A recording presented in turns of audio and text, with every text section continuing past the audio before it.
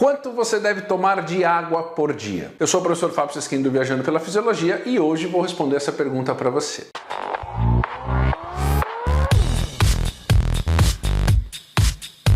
Bom, a pergunta que eu vou responder no vídeo de hoje é o seguinte. A pessoa perguntou assim: professor, quanto que eu devo tomar de água por dia? E esta é uma pergunta bastante interessante. Por quê? Porque para a gente determinar de fato qual é a melhor quantidade de água que você deve tomar por dia, nós precisamos levar em consideração alguns fatores. Por exemplo, se é um dia que você vai fazer exercício ou se é um dia que você não vai fazer exercício. Se é um dia que você vai fazer exercício, qual tipo de exercício você vai fazer? Quantos minutos de exercício você vai fazer? Essa sessão de exercício você vai fazer, vai ser dentro da academia ou vai ser fora da academia? Se vai ser dentro da academia, essa academia tem ar-condicionado? Qual que é a temperatura que fica dentro da academia? Ah não, eu vou treinar no parque, legal. Qual horário do dia você vai treinar? Qual que é a temperatura ambiental do momento que você vai treinar? Qual que é a umidade relativa do ar? Então todas essas informações, ela é importante para que o fisiologista do exercício, a galera da nutrição esportiva, realmente determine qual é a quantidade de água ideal para que você faça a ingestão, obviamente para que você mantenha a homeostase corporal. No entanto, para você que trabalha na academia, você que trabalha com personal, você que trabalha, por exemplo, no clube, no estúdio, muitas vezes a gente não vai conseguir determinar a quantidade exata de água que deve ser ingerida, observando todas essas variáveis que eu falei, como por exemplo a umidade relativa do ar. Então, neste vídeo eu quero mostrar para você duas formas muito simples e muito rápidas para você entender mais ou menos qual é a quantidade de água ideal que você deve tomar por dia para você servir para você e também para você orientar os seus alunos, beleza? Legal. Bom, vamos lá. Você sabe que você até sobrevive ficando vários dias sem ter uma alimentação. Então, se você ficar 10, 15 dias sem comer, é possível que você suporte isso e não vá a óbito. Por outro lado, se você ficar 10 dias sem tomar água, é muito provável que você vá morrer, porque a água é um componente importante intracelular. Todas as reações químicas de todas as células do corpo humano, elas são feitas através de um processo chamado de hidrólise. E o que é hidrólise? Hidro é água. A terminação lise significa quebra de moléculas, ou seja, todas as reações químicas intracelulares, sejam reações anabólicas ou catabólicas, elas acontecem na presença de água. Então, quando por qualquer fator falta água dentro da célula, todas as suas enzimas começam a responder numa velocidade de reação menor, e isso impacta todo o seu metabolismo, e numa condição mais crítica, isso pode inclusive levar à morte. Então, obviamente que todo mundo, todos os dias, precisa tomar uma quantidade de água para manter as reações metabólicas. E aí que vem a pergunta: quanto então de água você deve tomar todos os dias? Bom, existem basicamente duas formas da gente determinar a quantidade ideal de água que você deve ingerir todos os dias. A primeira forma é através do entendimento de sinais fisiológicos que o corpo dá, que estão relacionados ao processo de desidratação. E, portanto, se esses sinais mostram desidratação, é sinal que naquele momento, com a máxima urgência, você deve fazer a ingestão de água até que esses sinais eles sumam. Ou você pode determinar de forma quantitativa, baseado na relação do peso corporal em relação à quantidade de água que você vai tomar. Então, vamos ver primeiro aqui, então como a gente pode se basear? Então, ou observando sinais fisiológicos que estão associados ao processo de desidratação, ou através da relação à quantidade de água ingerida por dia em relação ao peso corporal total por dia. Beleza? Então vamos lá. Quais são os sinais fisiológicos clássicos de que você estará desidratado e, portanto, deve fazer ingestão de água numa quantidade que seja suficiente para que esses sinais desapareçam? Tem basicamente três grandes sinais. O primeiro deles está ligado à questão da urina, do sistema renal, do sistema urinário. Então, muitas vezes, os sinais da urina estão ligados a três fatores. Primeiro, a cor da urina. Segundo, ao cheiro, ao odor dessa urina. E terceiro, a quantidade de urina que você faz por dia. Então, por exemplo, se você é uma pessoa que vai ao banheiro fazer poucas vezes por dia xixi, isso é sinal que a tua ingestão diária de água está abaixo do ideal. Portanto, você precisa aumentar a ingestão de água. Se você observar a coloração da sua urina, a urina é para ser branquinha. A urina não é para ser aquele amarelo mais forte, aquele verdinho mais forte, ou aquela cor parecendo assim mais amarronzada. Isso é sinal que você está entrando num quadro, inclusive, grave de desidratação. Então, observe a sua urina. Se a urina estiver branquinha, se você estiver fazendo xixi numa quantidade de vezes por dia considerável, isso é sinal que você está eliminando excesso de água porque você está hidratado. E o odor da urina. Então, a urina não é para ter aquele cheiro forte que te incomoda.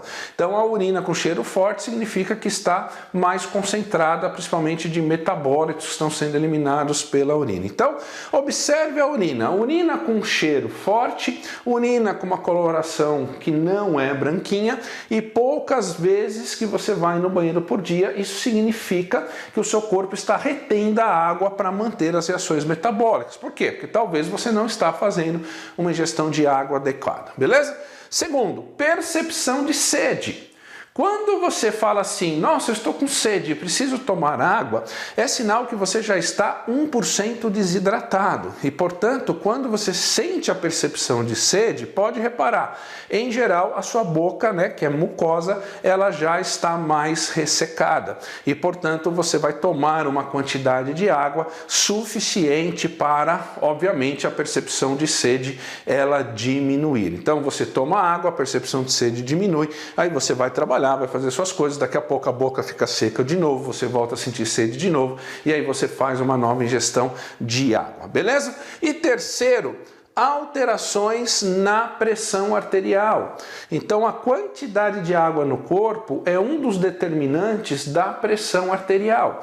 Então, via de regra, quando você está desidratado, a pressão arterial ela tende a diminuir. E quando a pressão arterial tende a diminuir, você vai ter alguns sinais e alguns sintomas, como por exemplo, você vai ficar com o raciocínio mais lento, como por exemplo, você vai sentir mais cansaço, maior percepção de fadiga, você vai sentir moleza, você vai sentir, por exemplo, muitas vezes a visão escurecer, você vai sentir sono e tudo isso é indicativo de que você está tomando pouca água. Portanto, ao fazer uma ingestão de água, obviamente que você vai permitir o sistema nervoso fazer uma regulação melhor dessa pressão arterial. Então, a primeira forma que você tem de entender o quanto você precisa de água é observando esses sinais fisiológicos e aí você vai fazer uma ingestão hídrica o suficiente para que esses sinais eles desapareçam, beleza? Mas você deve estar se perguntando, isso é muito subjetivo, e é verdade, isso é muito subjetivo. Mas para você que trabalha na academia, trabalha com personal trainer, trabalha num clube, a gente precisa de uma forma não subjetiva para poder organizar um plano, né, de hidratação, tanto para aquelas pessoas que vão fazer treino de força ou treinos cardiorrespiratórios, e até para aquelas pessoas que não vão treinar naquele dia, mas precisam de alguma orientação quantitativa em relação à quantidade de água. Então, para isso, nós usamos valores que nós encontramos na literatura. Então, hoje nós sabemos que nós podemos recomendar quantitativamente o quanto você deve ingerir de água a partir da relação quantidade de água peso corporal ao longo de 24 horas. Então, nós sabemos que a água tem peso. É só você pegar um balde, colocar água dentro e levantar. Você vai ver que com a água o balde ficou mais pesado, mais difícil levantar. No corpo é a mesma coisa. O que significa? Que pessoas que são mais pesadas, por qualquer razão, ou porque a estatura é maior em relação às outras, ou porque é uma pessoa que engordou um pouco mais, ou porque é uma pessoa, né, que tem muita massa muscular em relação aos outros, são pessoas que têm mais células, são pessoas que têm mais tecidos e, portanto, essas células, esses tecidos precisam, obviamente, de água para as reações metabólicas. Então, é por isso que nós usamos o peso corporal total como uma referência, como um parâmetro para determinar quantitativamente o quanto você deve ingerir de água por dia. Então, em linhas gerais, nós temos o seguinte, em um dia que você não vai treinar, ou seja, você não vai fazer treino aeróbico, você não vai fazer treino de força, um dia comum da sua vida, beleza? A sugestão é que você faça uma ingestão de 33 ml de água vezes o peso corporal total. Então, se você multiplicar 33, por exemplo, por 100 quilos, vai dar 3.300 ml, ou seja, 3 litros e 300 por dia. E aí você vai dividir, obviamente, essa quantidade de 3,3 litros por dia em vários períodos do dia, de acordo, por exemplo, com os sinais que vão surgindo aqui, beleza? Então é óbvio que se uma pessoa pesar, por exemplo, 70 quilos, ela não vai gerir 3,3 litros por dia. A conta vai dar por volta de 2,3 litros por dia, beleza? Agora, se for um dia que você vai para a academia fazer o seu treino na musculação, ou você vai lá na academia fazer o seu treino cardiorrespiratório, o seu treino circuitado hoje, obviamente que você tem um componente adicional aí chamado treinamento. E obviamente quando o músculo contrair, a temperatura interna do corpo vai aumentar e aí você vai ter, obviamente, a migração de água de dentro do músculo para o sangue e do sangue para as glândulas sudoríparas para você eliminar água e calor através aqui da glândula sudorípara, certo? Então, obviamente que no dia que você vai treinar, a gente precisa fazer um ajuste, porque você vai perder mais água comparado ao dia que você não treina. Então, a recomendação é que nos dias que você vai treinar, isso para o praticante comum, tá? Não estou falando aqui para o atleta de alto rendimento, estou falando para o praticante comum.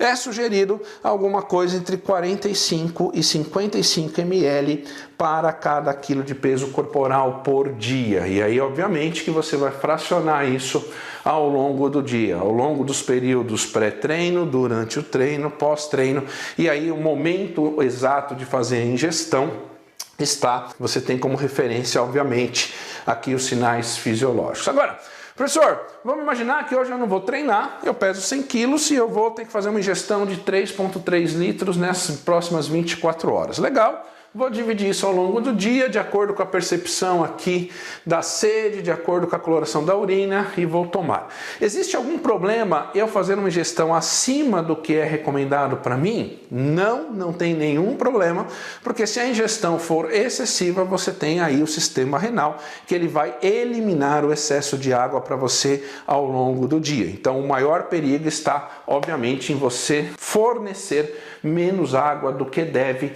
obviamente, para as suas reações metabólicas, beleza?